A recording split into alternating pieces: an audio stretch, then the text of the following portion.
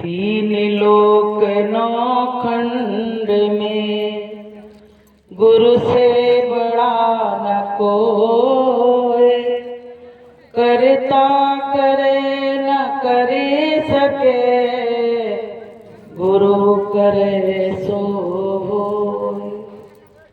प्रेमियों, आज हमारा तुम्हारा बड़ा सौभाग्य है कि आज ये कुनाट गांव है। कौन सा जी गांव है? नुनहाड़। तो इस गांव में आने का अवसर मिला। आप लोगों के भाव बने कि बहन जी को बुलाया जाए, तो कहते जागी रही भावना जैसी और प्रभु मूरत देखी तिन तैसी। आपकी भावना हुई तो गुरु महाराज की दया हो गई, तो आज सबसे यहाँ मिलन हो गया। बहुत लोग उधर बैठे झांक रहे हैं, अब गर्मी नहीं है, इधर ही आ जाओ। सुनना तो चाहते हैं, लेकिन अब दोनों चीजें कैसे मिले? जहाँ सुख है वहाँ दुख भी खड़ा है। प्रेमियों, सत्संग तो आपने लगभग सुन लिया और भोजन भी, भंडारा भी अब चालू होने वाला है, प्रसादी आ गई है।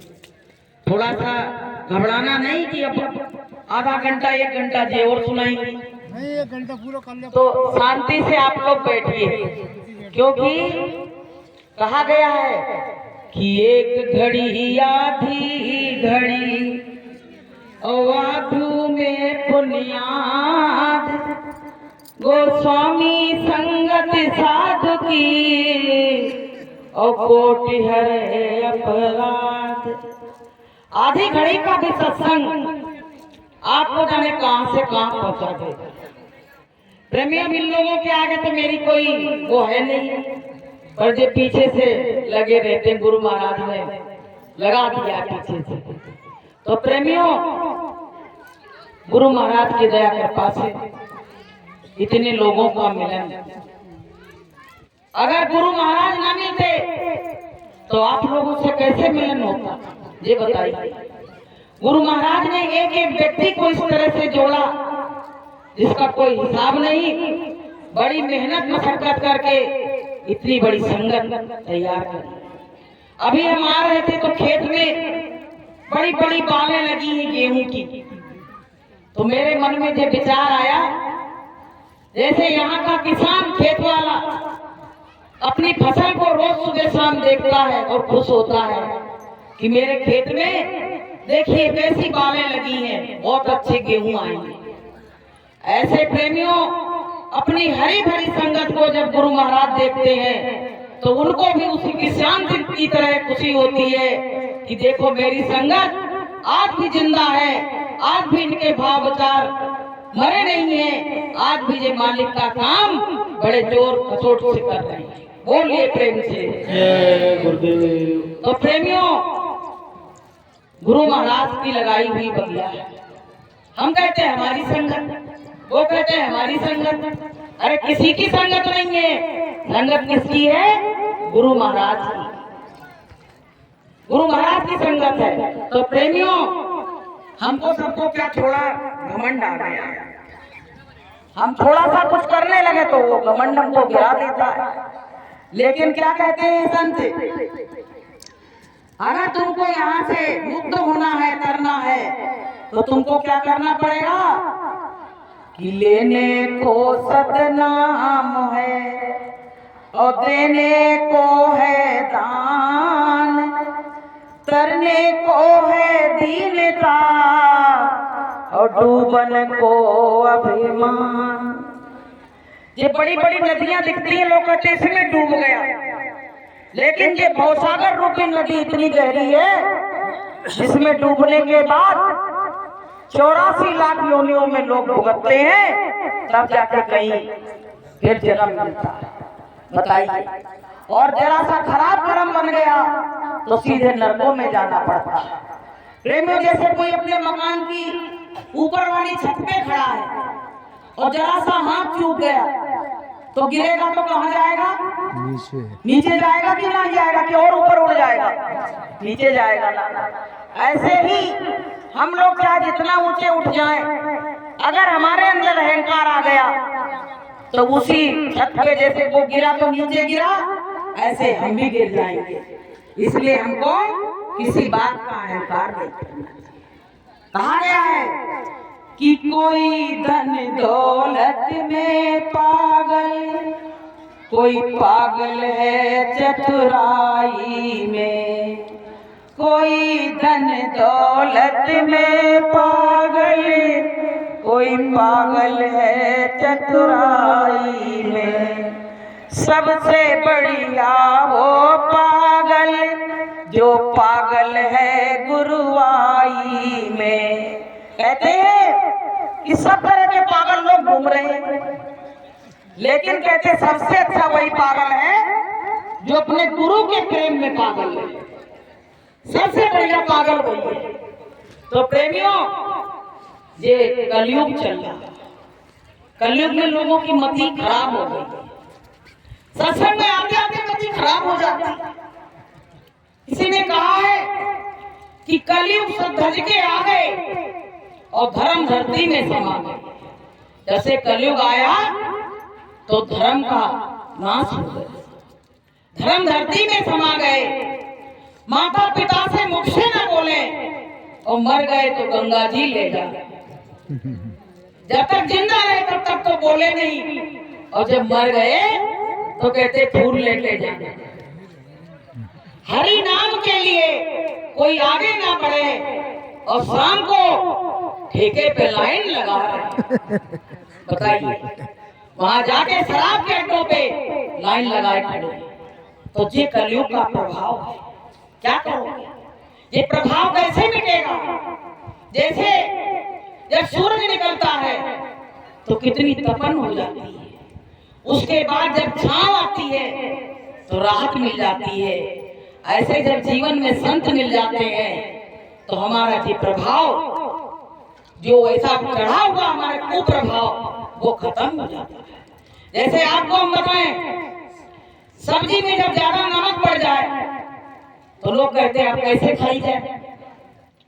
तो कहते हैं इसमें घी डाल दो तो इसकी तासीर कम हो जाएगी, अच्छा लगने लगेगा, नींबू निचोड़। ऐसे प्रेमियों, भगवान का नाम लेने से हमारे अंदर ठंडक आ जाती है कि गुरु नाम अंतर धरो ओ भयो पाप को नाश। और जैसे जिंदगी आग की और पड़े पुरानी घास। जब नाम अंतर प्रकट हो जाता है, जैसे ये खेत खड़ा है, इसमें धनिया खड़ी है, ऐसा लग रहा है।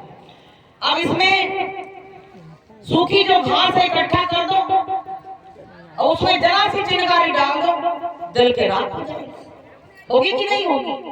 ऐसे प्रेमियों, हमारे अंदर गुरु महाराज ने जो चिनगारी डाल दी है उससे हमारे पाप एक ना एक दिन सब खत्म हो जाएंगे। तो प्रेमियों, ये जीवन जो हमारा थोड़े दिन के लिए मिला।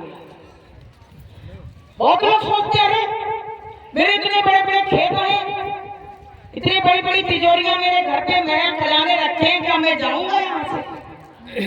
लेकिन यहाँ से जाना तो जरूर है। एक खटका जीव को लगा हुआ है। जब देखो तो मन में यही लगती है कि मेरी उम्र थोड़ी सी ठहर जाए, थोड़ी सी उम्र ठहर जाए तो हम कुछ दिन यहाँ और रहिए। कि ठहरी नहीं ये उम्र भी ढलती चली गई, ठहरी नहीं ये उम्र भी ढलती चली गई, ठहरी नहीं ये उम्र भी ढलती चली गई, ठहरी नहीं ये उम्र भी ढलती चली गई। हम चाहते थे करेंगे प्रभु की आराधना,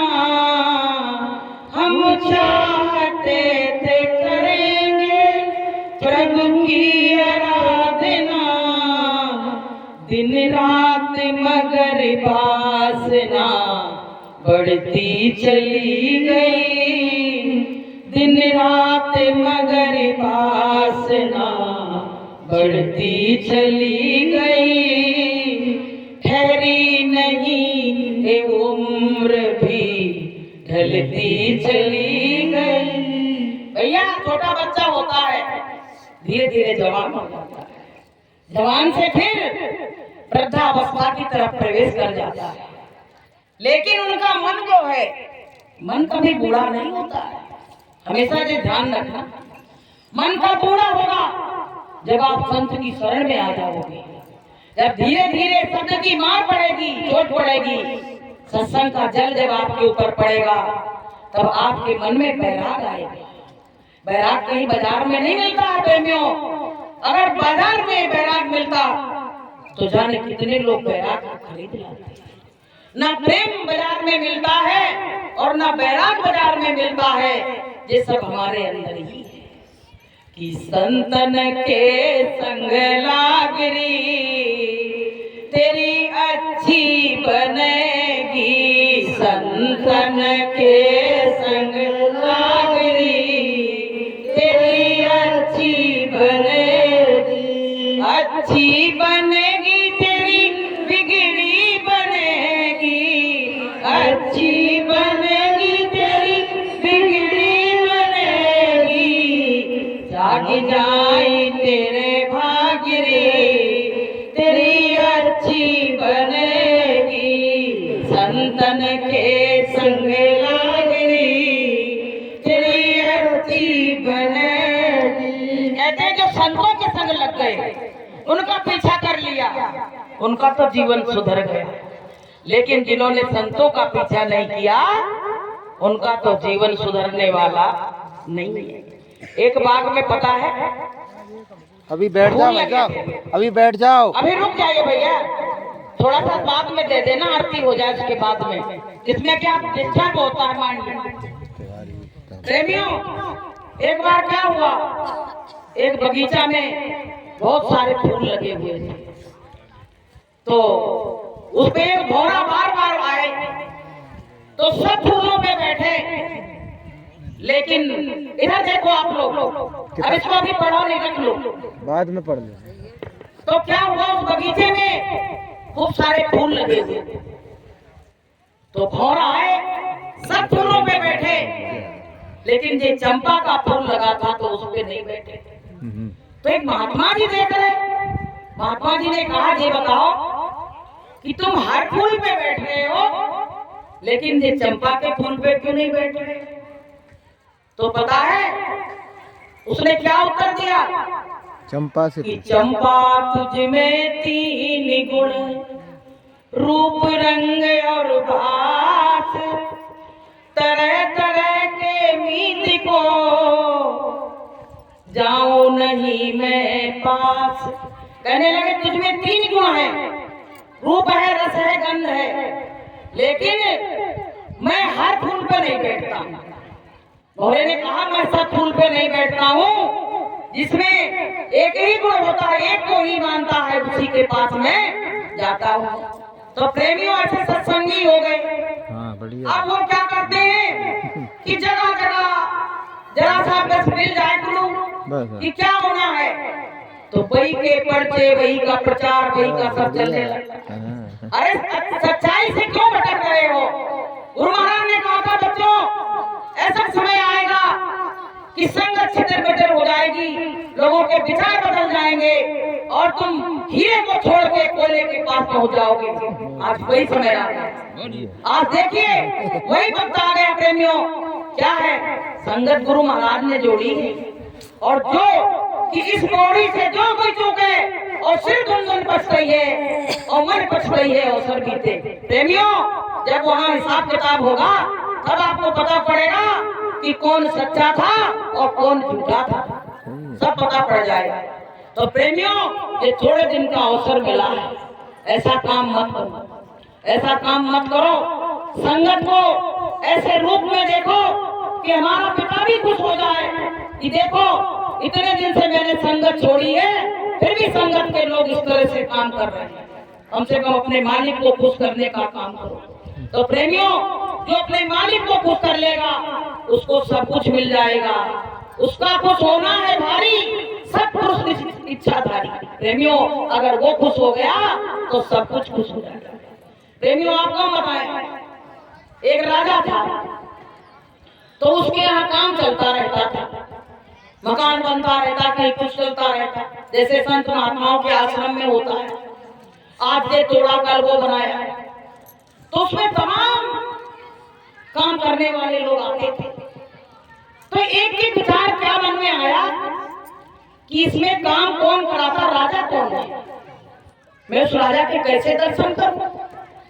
शाम को जब मजदूरी का टाइम आए देने के लिए, तो उनके नौकर आए और दे के चले जाए।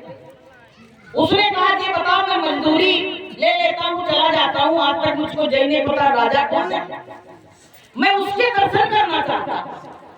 तो लोगों ने कहा कि उसके दर्शन होना तो बड़ी मुश्किल बात है, तुमने ऐसी बात कैसे कह दी, इतने बड़े बड़े लोग बैठे, उनने दर्शन नहीं किए, तो तुमको कैसे दर्शन हो जाए, तू तो मजदूर है। अब प्रेमियों, क्या हुआ, उसने कहा हम कल मजदूरी नहीं लेंगे, हम मजदूरी नहीं लेंगे और फ्री में काम करेंगे, तब तो वो राजा एक ना एक दिन मुझसे मिलेगा। अब प्रेमियों, क्या हुआ, जब देने का समय आए शाम को मजदूरी का, तो जी अलग खड़ा हो जाए, अपने बच्चों से कहाया कि 5-7 दिन हम मजदूरी नहीं लेंगे, लेकिन उस राजा के मुझे दर्शन करना है। तो उसकी पत्नी बड़ी अच्छी थी, कहने लगी हम गरीबी में जी लेंगे, लेकिन तुम दर्शन करना। अब प्रेमियों, ये बात राजा तक पहुंची कि एक मजदूर काम करता है पर मजदूरी नहीं लेता है। तो राजा ने कहा कौन मजदूर ऐसा है, आजकल के समय में तो तुरंत डबल पे आता आदमी, बोले उसको बुलाओ महल में। अब जब उसको बुलाया गया तो गंदगी से लथपथ बेचारा, सिर नीचे करके, और जैसे गया तो राजा के पैरों में गिर के रोने लगा। राजा ने कहा क्यों रो रहे हो, क्या बात हो गई, किसी ने तुमसे कुछ कहा है? बोले कहा नहीं। बोले फिर क्यों रो रहे हो? बोले रो इसलिए रहा हूँ कि मुझको 15 दिन यहाँ आते आते हो गए, सबके दर्शन हुए पर आपके दर्शन नहीं, और मेरे अंदर आपके दर्शन की ललक लगी हुई थी, आपके दर्शन नहीं हुए, तो मैंने कहा मैं मजदूरी नहीं लूंगा पर आपके दर्शन जरूर करूंगा, और आज आपके दर्शन हो गए तो मेरा जीवन धन्य हो गया। ऐसे प्रेमियों, हम लोग गुरु महाराज से तुरंत मजदूरी ले लेते हैं, कुछ होता है जरा सा, गुरु महाराज ये कर दो, गुरु महाराज वो कर दो, तुरंत ले लेते हैं। आज उसी मजदूर की तरह हमारे मन में भी तड़प अगर हो जाए कि मुझको कुछ नहीं लेना है, केवल हमको मालिक के दर्शन करना है, तो प्रेमियों वो मालिक जरूर एक ना एक दिन हमको भी अपने दरबार में जरूर बुलाएगा और हमको भी दर्शन देगा। बोलिए प्रेम से जय गुरुदेव। तो प्रेमी भाई बहनों, हम लालची हैं, हम कायर हैं, हम नीच हैं प्रेमियों, हम गुरु महाराज से तुरंत का तुरंत ले लेते हैं। अगर हम सब्र और शांति रखें तो प्रेमियों हमको भी एक ना एक दिन अपना बिछड़ा प्रीतम हमारे गुरु महाराज का हमको दर्शन और दीदार जरूर हो सकता है। तो प्रेमियों, ये किराए का मकान थोड़े दिन के लिए मिला, गुरु महाराज हम लोगों के बीच से अदृश्य हो गए। हम लोगों के अंदर आज जो कमियां हो सकता है ऐसी कमियां गुरु महाराज ने देखी हो हमारे अंदर, तभी तो ऐसा हुआ। प्रेमियों, अब गुरु के लिए कोई नहीं रो रहा है, गुरु के मिलने की तरफ किसी को नहीं है, अब तो अपनी अपनी पार्टी तैयार करने की तैयारी हो रही है।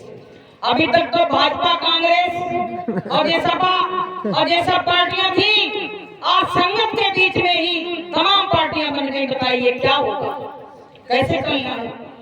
तो प्रेमियों, एकजुट होके जो काम करते हैं कि जहां सुमति तहां संपत्ति नाना, और जहां कुमति तहां विपत्ति निधाना।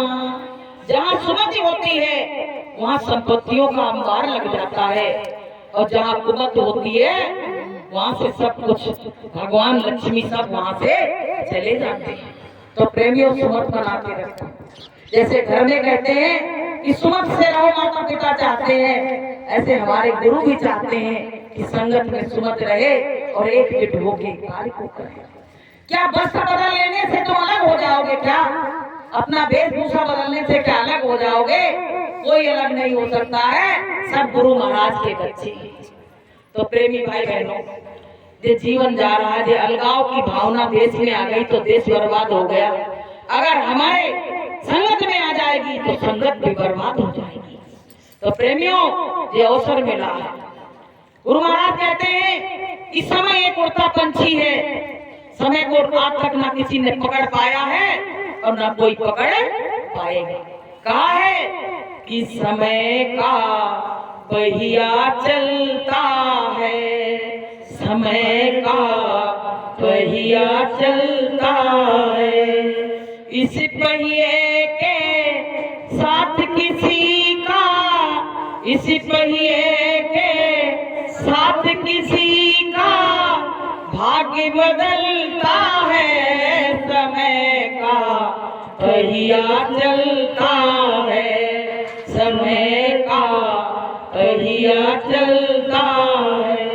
लख घोड़ा लख पाल की, हाँ लख घोड़ा लख पाल की, जाके सर पे छत्र धरे, जाके सर पे छत्र धरे, उस राजा के लाल को देखो, उस राजा के लाल को देखो, बिना कफन के जलता है, समय का पहिया चलता है, समय का देखो पहिया चलता है। प्रेमियों, राजा हरिश्चंद्र कितने बड़े राजा थे, लेकिन एक वक्त ऐसा आया कि उनके बच्चे को जलाने के लिए वहां कोई व्यवस्था नहीं थी।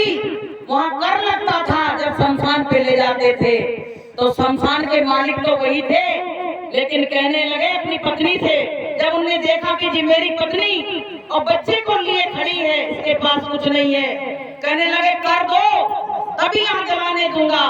तो वो रोने लगी, कहने लगी मैं कहाँ से दूं? आज मेरे पास पैसा होता तो आज इसकी मौत नहीं होती, मैं इलाज नहीं करा लेती। तो रोने लगी, कहने लगी मैं क्या करूं? तो अपनी आधी साड़ी फाड़ के और वो दे दिया, उसी में बच्चे को लपेट दिया। प्रेमियों, कहाँ राजा थे और कहाँ समय का ऐसा पहिया चला कि राजा से रंग बन गए। तो प्रेमियों, ये तो सबके साथ होना है। आज हम ऊंचे स्थान पे बैठे हैं और पता चला कल समय ने ऐसा चक्र घुमाया कि हम सबसे नीचे आ गए। तो प्रेमियों, ये अवसर मिला है, इसको बर्बाद मत करो, क्योंकि जीवन तो जाने के तैयारी में है। अब वृद्धावस्था के पास बाद में कोई स्टेशन और है क्या?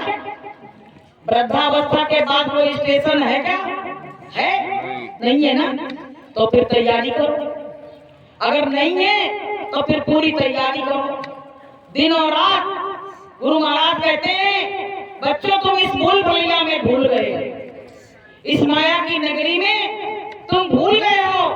उस माया से भी प्रार्थना करो, अरे माया तू मेरा थोड़ी देर के लिए साथ छोड़ दे, कि ये रे माया छोड़ दे अब मेरो साथ, सतगुरु से मिलने जाने दे। अरे माया छोड़ दे अब मेरो साथ, सतगुरु से मिलने जाने दे। सतगुरु तो पाए बड़ी भागी से, सतगुरु तो पाए बड़ी भागी से। अरे बैरन मेरा तो दिया घबराए, सतगुरु से मिलने जाने दे। अरे माया छोड़ दे अब मेरो साथ, सतगुरु से मिलने